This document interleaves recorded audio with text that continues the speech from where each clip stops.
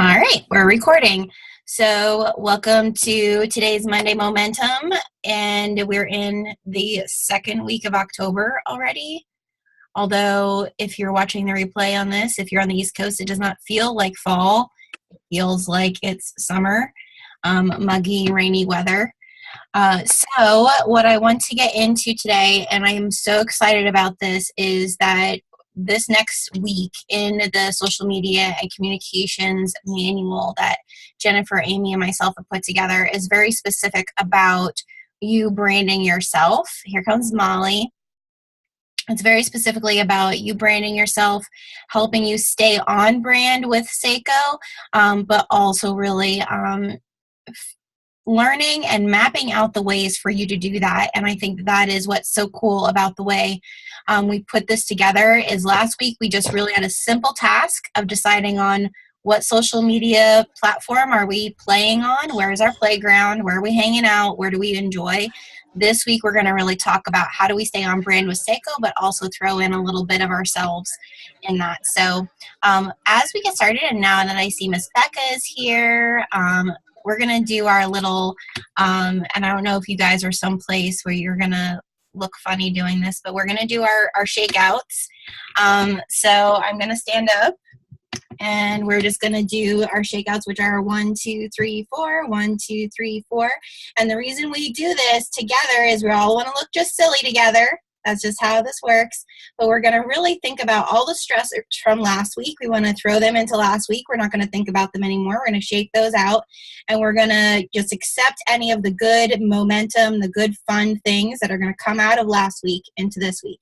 So we're going to go 1, 2, 3, and we're going to start. All right. 1, 2, 3, start. 1, 2, 3, 4. 1, 2, 3, 4. 1, 2, 3, 4. 1, 2, 3, 4. 1, 2, 3. 1, 2, 3. 1, 2, 3. 1, 2, 3. 1, 2. 1, 2. 1, 2. 1, 2. 1, 1, 1, 1. Awesome. Becca, are you at the grocery store? Because I see her walking, and I'm like, are you in the treadmill? Awesome. Okay, well then it's not too crazy for you to be shaking things out at the gym. So awesome. So we're going to get into this. I'm going to share my screen so that everybody can see the manual because, gosh, Jennifer is the boss. Let's just give Jennifer some gosh, she's amazing. So we're going to, oh, you're fine. You're good. I had to restart my computer. For some reason, Zoom keeps making me restart things. So I'm going to share my screen so you guys can all see the manual. So if you're not familiar with the manual section on Seiko Connect, you just click on manuals and you want to go to Union of Bravery. Those are specific manuals for our community. As you all grow your own, you'll be able to do the same, but it's not in the company manuals, which are specific Seiko HQ manuals. So the purpose and the payoff for this week is we chose one social media platform to use. Oh, no, that's the wrong one. Let's go to this one. The purpose is begin developing your personal fellow brand on choosing your Seiko platform. So we already chose that last week. Now we're going to talk about developing that personal brand using Seikos. And then we want to understand what, how, and why to post on social media to move our customers through the marketing and sales process, and also create pipelines, which Becca, I know, has been working so hard over the past couple months, just to give her a shout out of really creating pipelines for her business of where do I move them from a blog or from a post into an email list or some other type of strategy to keep in touch with them. So if you're wondering what is social media for other than engaging with your customers, it's definitely the resource you're going to use as the magnet that attracts them into something else. We don't want to just leave them hanging out there. So we're going to go right into this now. On the post that once I put this recording, there's going to be an attachment that has a checklist for the week. So Jennifer and I said we love stickers, so we'll probably put stickers next to our checklist, but there's a box there for you to check them off if you just like checklists, but stickers are always fun. Steal some from your kids. So this is the branding primer. So this is the first task that we're going to want to look into doing. I'm going to take you ladies off of mute so that we can discuss these things. Hi, Barb. We're just digging into this, into our week 2 for this social media and communications. So what we're basically how these are set up, ladies, is for you to read through Jennifer's tips and tricks, really. And then there's an action step. So this week's action step is really deciding for yourself, which I think is so important when we share these, when we like write these things up front. Is to look at like, what is my cycle? Am I posting weekly, or am I doing content weekly, bi-weekly, monthly? Definitely bi-weekly is how I still do it. I still I kind of look at an overall month theme, but then I create by a bi-weekly time frame. How often do you want to post content? It's important to kind of decide that up front and then to stick with that.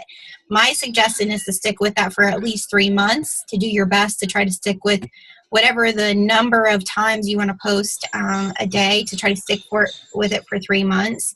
So if you want to post once a day, 2 times a day, 3 times a day, really think, and this is what she's saying, really think about the kind of content you're posting on your specific platform. So if it's Instagram, or if it's Facebook, or if it's Twitter, definitely think about the types of things that are being posted there. That's where it's good to maybe look at like following some other people on that platform for a little bit, to kind of look at like what are other people posting.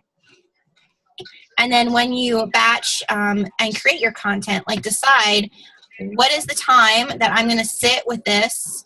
Maybe it's every 2 weeks. If you're doing bi-weekly, maybe it's once a month, that I'm going to sit and create this content. This is the part that takes time, creating content. And Tirza, I know Becca have been doing this for a while. So content creation is definitely can be hours of work, depending on the number of times you're posting. So we want to really think about that. So if you're just starting out, I just highly suggest, thinking about how your content works or your platform works.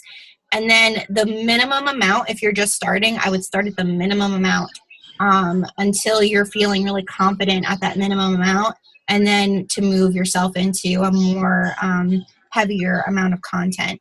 And then when will you schedule your content? So are you going to schedule it all in one day for a whole month, or are you going to schedule it once a week for the week out ahead? Scheduling your content, your imagery, whatever you're putting out there, it just makes more sense to schedule it. Most platforms do have a free scheduler. If you have Post My Party will schedule on a business Facebook page or a VIP group.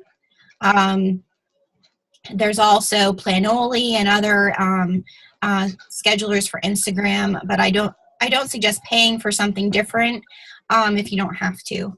So look into all of those.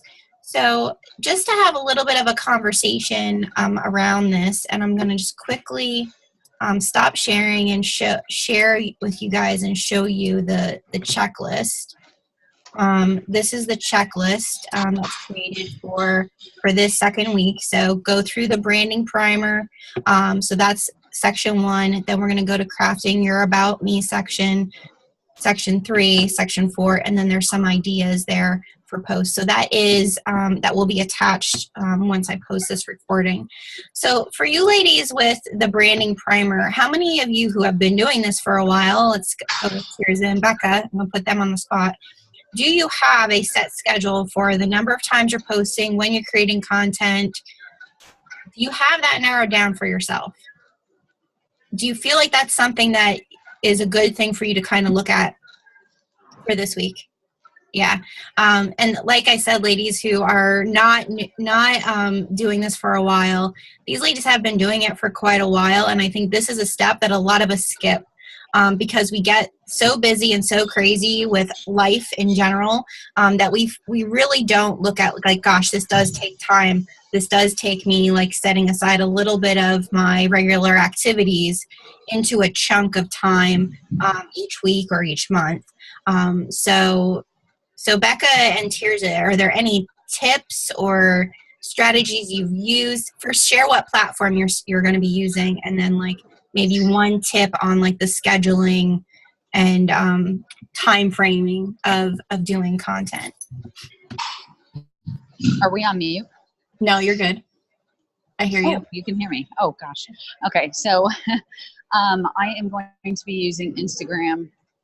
And so the big thing that I've been having a problem with is just getting like the pictures. I need to have pictures in order to put on Instagram. So I need to take the time and just like make pictures or make posts. Mm-hmm. And so that is with Instagram, you know, it's not like with Facebook, you can use images, but with Instagram, you really need to have like pictures that you take. So that's a big factor. I think the one thing that's helped me, and I know we talked about this, and it's definitely not something that I would recommend, that like if you don't want to have a monthly fee, I wouldn't do it right now. But to figure up an area, maybe it's a folder if you don't want to pay for Canva for Work. But Canva for Work allows you to load any of the Seiko images into a little file so that all of those images are there for when you're ready to create. Maybe go and take some of those images off of Google Drive that are for the fall season and put them into a folder on your desktop so you're not constantly going in and out of, because the one thing with image creation that I find for myself is that a lot of my time is spent looking for things, not necessarily creating it. So trying to streamline yourself a little bit with like, I'm going to go and take all the images that I want to use for this theme or this month or this type of content, this campaign, and put it into a folder. So I'm just constantly going to that folder and not searching everywhere else for them. Right. Because that can save you some time in making it. Right. Molly said, and I don't know, Molly, did me answering that help you with pictures or images? I think she was asking you, Becca, what are pictures? What are images? Yeah. Are you looking at creating pictures, like taking pictures, or are you looking at creating imagery? Taking pictures, but then with the imagery from Seiko, going ahead and making that into some kind of imagery to share. Yeah. To get my own. I think that taking the pictures. What Seiko's already provided, so that it's more yours than just Seiko's, as far as like putting wording and different things on it, your own spin on it. Is that the differentiation you were making? Yeah, Molly, I think that's what she was making. I don't know if she can hear you. Yeah, I think she wants to take her own pictures too. So Becca, I would definitely take some time, take your pictures, load them into that folder as well. You know, like you're going to have to break down like, okay, I need to take these pictures, but then I need to load them into the right place so that when it's time to create imagery, I'm not going all over the place searching for the images that I need. Mm-hmm. You know. Tirza, what about you? What's one tip or strategy with scheduling and preparing content that you've discovered? Really just keeping it simple, I found, has helped when I've done it on Facebook before, where even if you just have a 7-day cycle of posts where every Monday it's the same type, like a lot of people like Motivation Monday, or I don't know, alliteration always helps with your themes too. Yeah. So knowing that if you keep to a cycle, people know what to expect, and having them know what to expect is a good thing.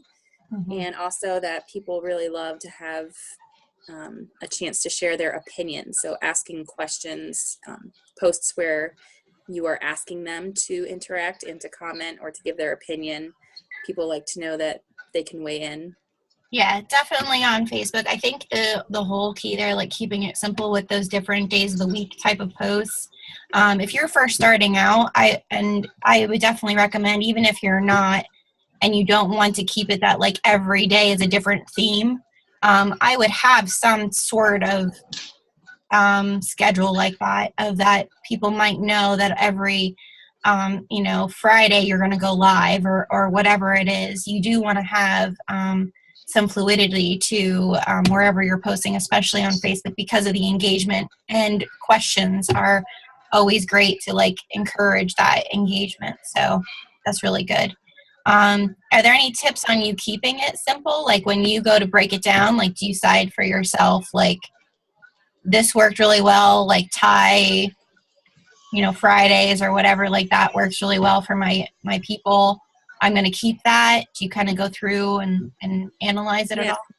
Yeah, I do. I mean, I definitely have noticed that the Thai tutorials on Fridays, like that's good. It gets views. And then also trying to do a little bit of variety where sometimes it is a picture of products, sometimes it is like that tutorial video, sometimes I'm posting Yeah. a link to something, but most of the time I think just questions, asking a question Yeah. is one of the easiest ways to get engagement. Yeah. Really good. Awesome.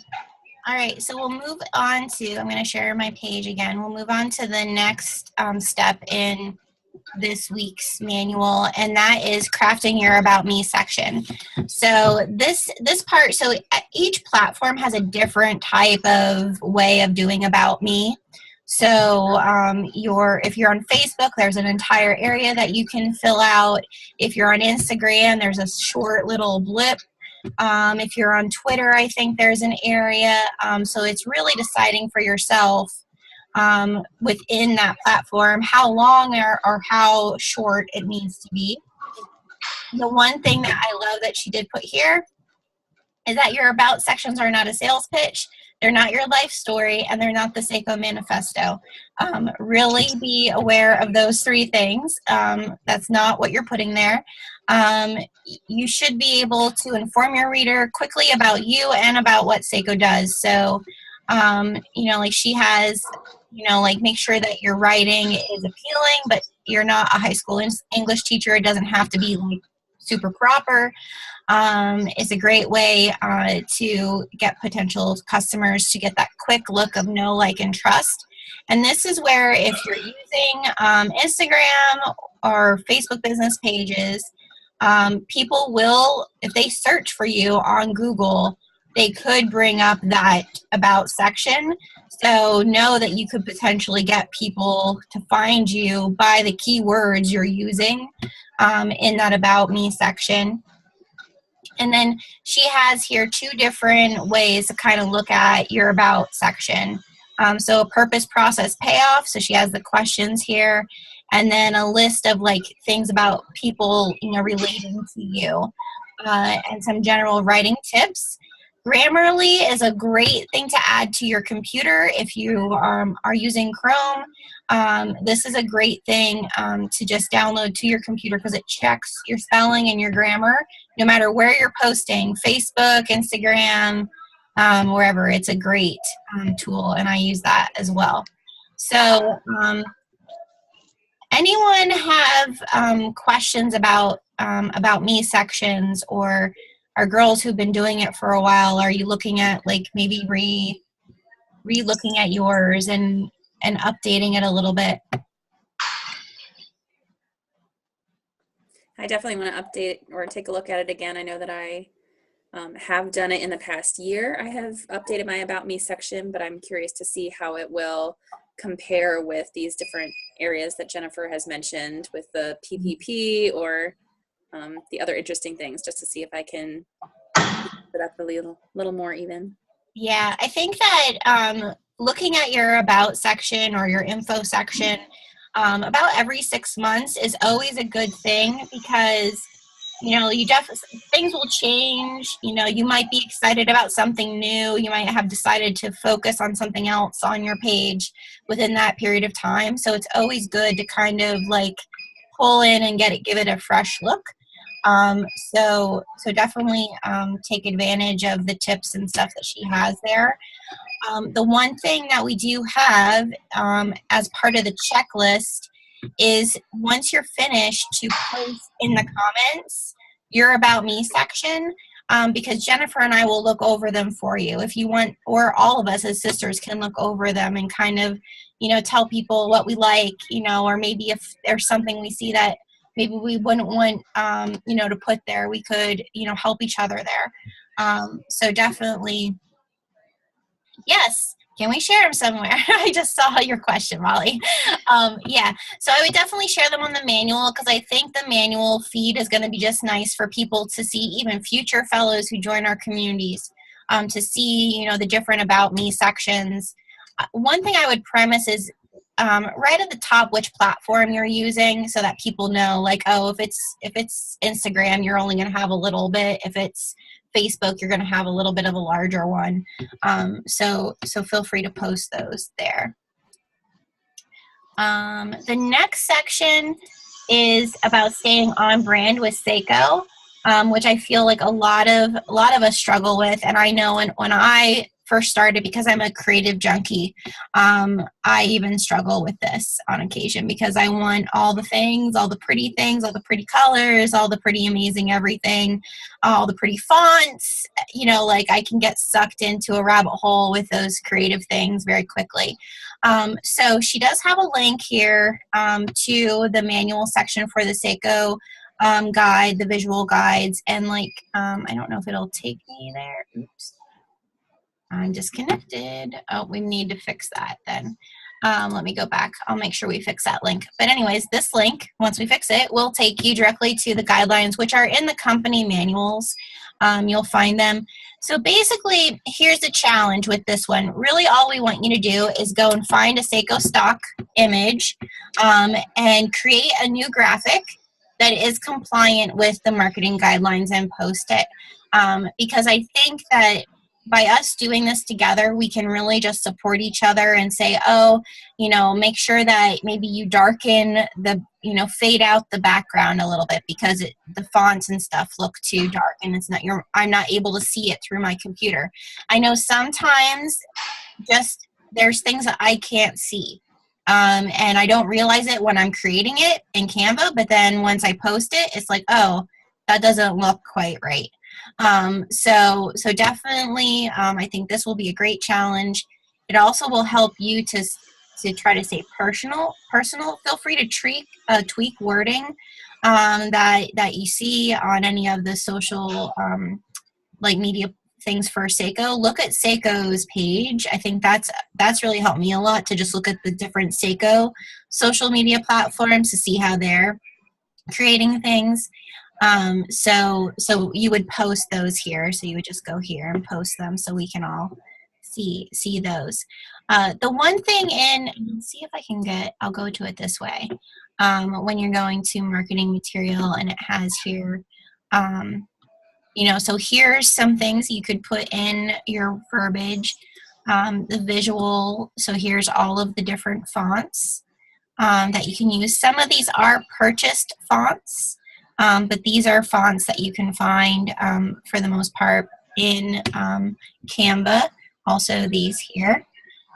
And then there's Instagram guidelines. They'll tell you the different types of hashtags that you could use. So really look at these things and learn them a little bit. The one thing that I have found that's helped me a lot are these rules of communication.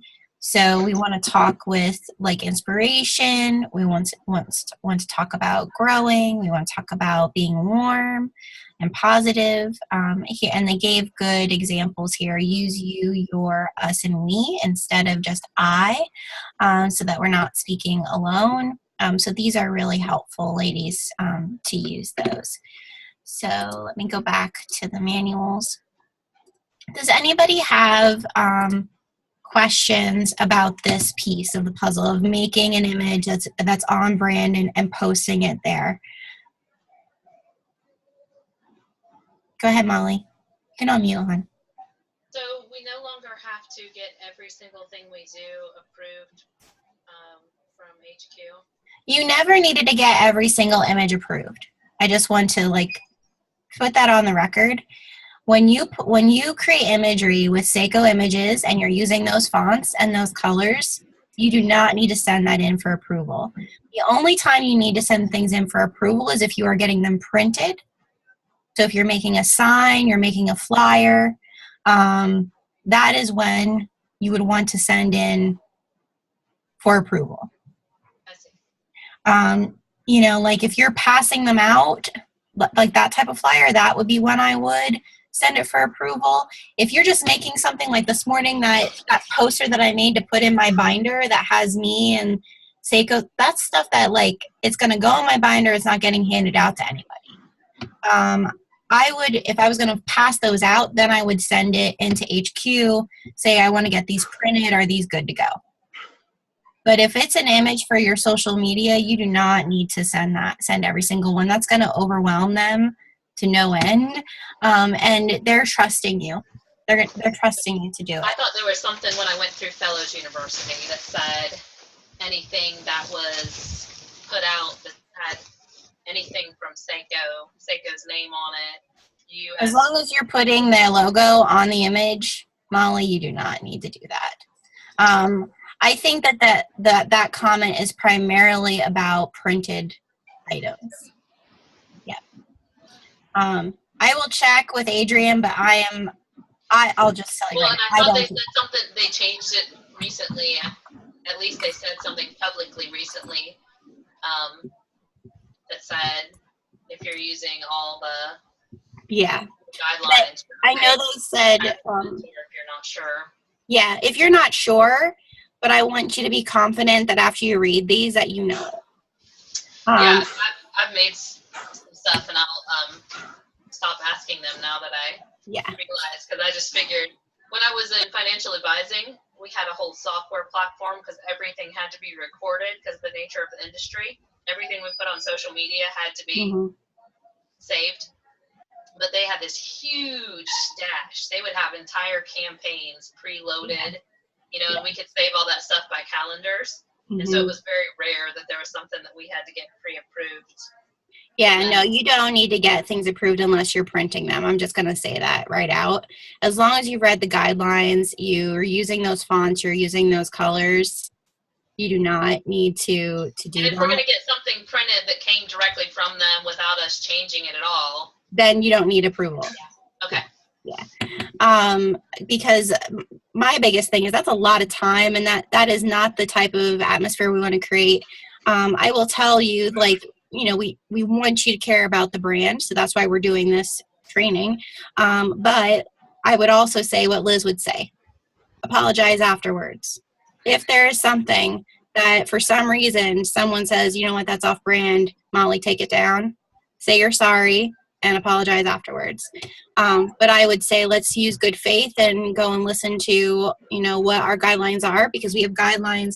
I want us to think about, there are other companies that have guardrails that are like cattle chutes. All right. We do not have that. We have guardrails that are out here, and it's basically like they've just put like little wooden blocks up along the cliff so we don't fall off. I just really want to be honest with that. And I just want to be able to say also, I trust all of you ladies that we do our best to keep it like that. So that's why we're doing this, is like, we don't want to stifle people's creativity, but using neon green with a picture is not going to be Seiko brand. So we just want to look at the coloring and that sort of thing. Awesome. Thanks for that question. I appreciate it, because I've gotten some questions from newer fellows about that. And if we, I don't know, I hate reinventing the wheel. I know on a lot of social media, if the same thing in the exact same way is used over and over, they kind of pick up on it when they're with them. Yeah. They won't share the right way. Yeah. But I just feel like if there's some things that'll apply to a few other people besides me, and I can share it and feel free to keep sharing them. Like, I feel like if you want to share things over on the Seiko Fellows Facebook group and say, hey, I made these images, feel free to do that. I would say that then that also, I'm going to just premise this, that also gives the opportunity for them to be picked apart when there's nothing wrong with them. So I would say, if you want, and what we've done in the past for our community is we do have a Google Drive where we share things. So I'll make sure that is, maybe I'll add that link onto this manual for people, or you can put it in the file section in our community. Actually, that's a better way of doing it. You can share things. I'm gonna have to do use my own Google Drive and start using that, because I only do about half my stuff from my laptop, and the other half I actually do from my phone, because there's so much. Yeah, you can do so much from your phone. Especially if it's a picture I take of my own stuff. Yep. It's easier that way. And, having to transfer everything. So I'm just going to start putting stuff in cloud. Personally, this is my thing. There are things that you are wonderful to share, and I don't want us to keep from sharing. And I also want us all to really, really think about, this is your personal business and your personal brand. So sharing things is great if you feel like this is something I don't feel like is proprietary to me. I want us to own our own businesses. I want us to really think about that. But if it's not something that you're like, I'm going to use this over again in the future, I'm going to be keeping this proprietary to my Facebook, party for the next 3 months, then feel free to share it. But if it's something you don't want everyone, now we have 400 fellows. If you wanted 400 people to post that someplace, feel free to share it. Let's just really be honest about that. I'm all about sharing, but I'm also about you ladies being unique and individual. So definitely think about that. The last piece is post ideas. So this is kind of the meat of this week's focus, which is for you ladies to create 6 to 7 posts for whatever platform you're doing. And then just a comment when you've completed them and scheduled them. And Jennifer has some ideas. There's things about inbound marketing here if you'd like to read more about that. Also the 30-day challenge for social media that I created, and blog topics that Jennifer created. So that's the last portion. And just comment when you've completed that. Has anyone other than Becca and Tirza, I'll say for Barb and for Molly, have you planned out a full 7 days for your specific platform in the past? Not with Seiko. I mean, I've been tossing around the idea of how I would have formulated it, but I think there's still so much that's so new. It's like, I just want to run with it for a couple more weeks before I decide. I don't want to plan something and then the week into it say, scrap that. That's not what I want it to be. So. Yep. The one thing that I will encourage you is to go through all the steps of this week before you get to that point. And think about the fact that, by the time you get to the end of this week, what date is it? We're going to be getting really close to like the holiday. Or think about what is available out there as far as campaigns. The free trip to Portland, hosting an event in October. You could create a 7-day cycle wherever your social media platform is, based on my last thing is going to be trying to get people to host an event for October or sign up for this contest, be a hostess in November. So you can use your 7 days in that way, leading them to that point. Because we are definitely, the end of this week, beginning of next week, they're going to launch holiday. So it could be a great thing for you for 7 days to be talking up holiday and getting people to host for the following month or for the end of this month. So think about that. I do find we do have so many things happening, but it is important to make decisions on those things and to roll with them, and not constantly just sending out whatever Seiko's sending out. Everybody feel kind of excited about digging into this, because this makes me excited for November, because what this will do if you start doing this and you're consistent with this through November, I will tell you that it will pay off in views and people reaching out to you over the Black Friday holiday and Cyber Monday holiday as well, with any of those activities. Any other general questions for the week before I let you ladies go? Oh, one. Becca just Can you hear me? I can hear you. Okay. So would anybody be willing to read some of my stuff? So I just totally revamped my About Me page on my blog, and I did a Seiko page. Would anybody be willing to read both of those and tell me if it needs some work? Yes. Yeah. Perfect. Oh, thank you guys. I'll post it in the thing then, our team page then. Thank you guys. I appreciate it. Post it and ask people to give you some constructive criticism. No expert needed. I just need somebody to look it over. Awesome. Perfect. All right, ladies, let's work this out. Definitely this week is just really you're building momentum. Make sure we're getting out there and talking to people. That's the main key, is that we're talking to people and solving our problems. Definitely take from what we started at the beginning of the week, think about the problems that you solve. I think that's something too in your About Me section that can be really pivotal in attracting audience to your social media platform. All right, ladies, love seeing your faces. See you later. Love you guys.